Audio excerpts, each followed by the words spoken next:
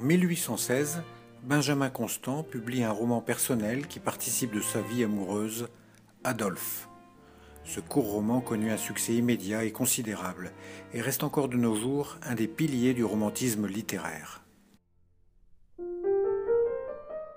Dans une petite cour princière, un jeune homme se fait une réputation de légèreté, de persiflage et de méchanceté.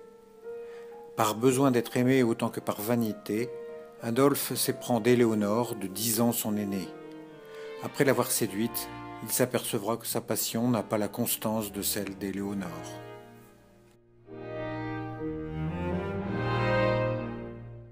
Pourquoi faut-il lire Adolphe ?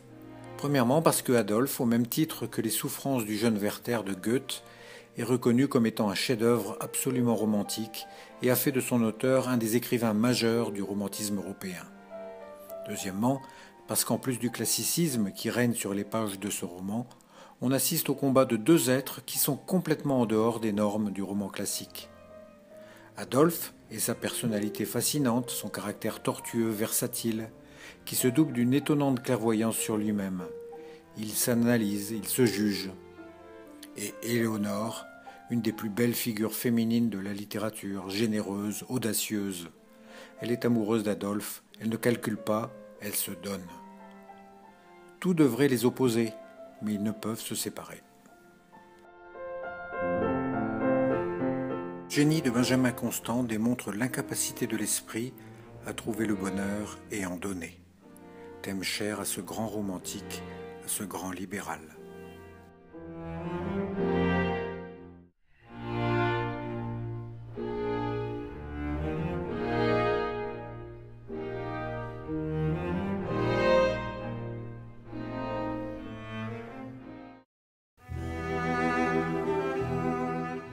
On a tout dit sur Balzac et sur son énorme puissance de travail. Il a construit avec la comédie humaine une œuvre majeure et infinie. Dans les 93 ouvrages qu'elle contient, il en est un qui tient une place à part, Le Lys dans la vallée. C'est un roman d'éducation sentimentale publié en 1836 et comme dans les autres romans d'amour français, on assiste à la coexistence ambiguë de deux sentiments opposés, l'attrait de la passion et la méfiance. Chez Balzac, les personnages de femmes sont souvent les plus riches et les plus complexes. C'est le cas de Henriette de Mortsauf, femme de 30 ans, mal mariée et mal aimée, qui incarne l'image de la femme parfaite selon Balzac. Complexe, délicate, idéaliste, à la fois femme-enfant passionnément sentimentale et femme de tête. En face de cette femme digne, qui aspire à un sentiment profond et sincère, se trouve Félix de Vandes, un tout jeune homme impatient, infidèle et finalement vaniteux.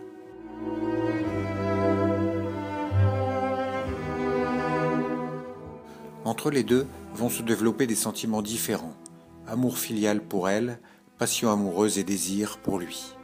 Cette asymétrie n'est pas sans rappeler le malentendu de la princesse de Clèves. D'ailleurs, la première partie du roman, imprégnée de la volonté de Madame de Mortsauf d'en rester à un amour platonique, est certainement la plus linéaire. Mais les difficultés pour Balzac, ses nombreuses corrections, ses retards dans l'écriture du roman, les procès épuisants qu'il a dû affronter et surtout la mort de son grand amour, la comtesse Laure de Berny, qui était tout pour lui, ont changé radicalement le cours du roman.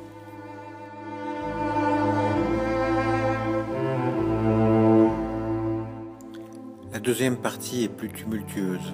Avec l'arrivée de la séduisante Lady Dudley, Félix aura alors à la fois un amour charnel et un amour divin.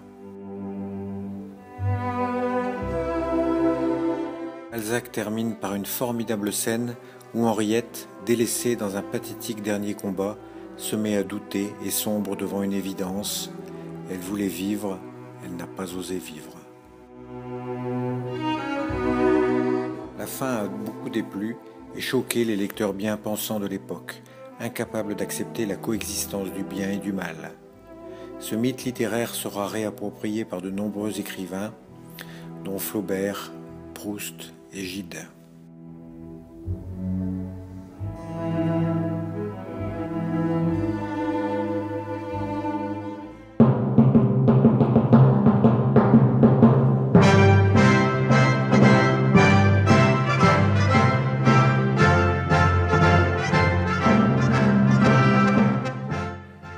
Constant et Balzac sont des génies littéraires qui rayonnent encore sur la littérature française.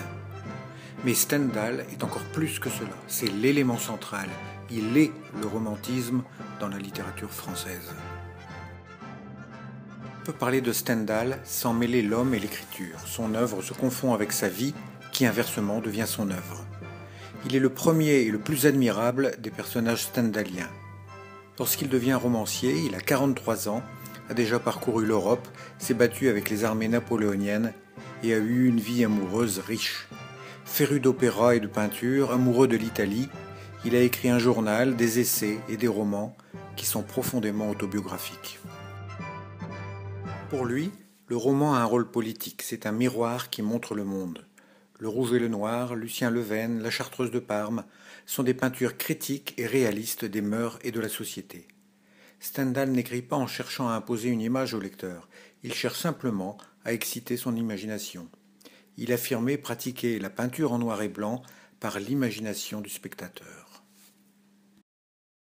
L'être stendhalien vit et écrit d'un même mouvement. Cette rapidité ne s'encombre pas de descriptions détaillées. Les lieux, les toilettes ou l'aspect des personnages est simplement suggéré. Par contre, son écriture se concentre sur sa connaissance de l'homme et sa vision du romantisme. Il décrit avec un grand réalisme la psychologie de ses personnages.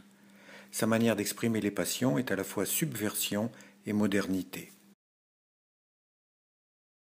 La vraie poésie de sa prose, ce sont les rythmes qu'il ajuste en fonction de chaque personnage, de chaque caractère, de chaque passion. Stendhal a écrit et dicté La Chartreuse de Parme en 7 semaines. C'est son 3e et dernier roman. Résumer La Chartreuse au simple récit des aventures de ses personnages ne donne qu'une bien faible idée du plaisir que l'on peut en prendre à sa lecture. L'étonnement est total à chaque page, entretenu par les mouvements de Fabrice Del Longo, jeune, beau, vaillant, rêvant d'aventure, il part rejoindre les armées napoléoniennes sur un coup de tête et se retrouve au milieu de la bataille de Waterloo. De retour parmi les siens, dans une Italie idéalisée comme un décor d'opéra, il cherche en vain la passion amoureuse, sans voir qu'elle est là, devant lui, sous les traits de Gina, la plus belle femme du royaume, sa propre tante. L'intrépidité de Fabrice le conduira en prison, et c'est là, par le petit bout de la lorgnette, qu'il apercevra enfin le grand amour de sa vie, transformant son cachot en un paradis céleste. Stendhal hisse ici le romanesque à sa quintessence.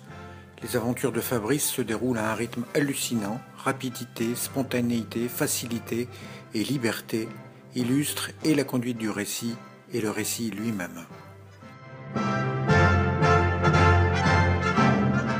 Il y a du bonheur qui transparaît dans l'écriture de Stendhal, et il y a un bonheur comparable pour le lecteur qui dévore ce roman de 500 pages.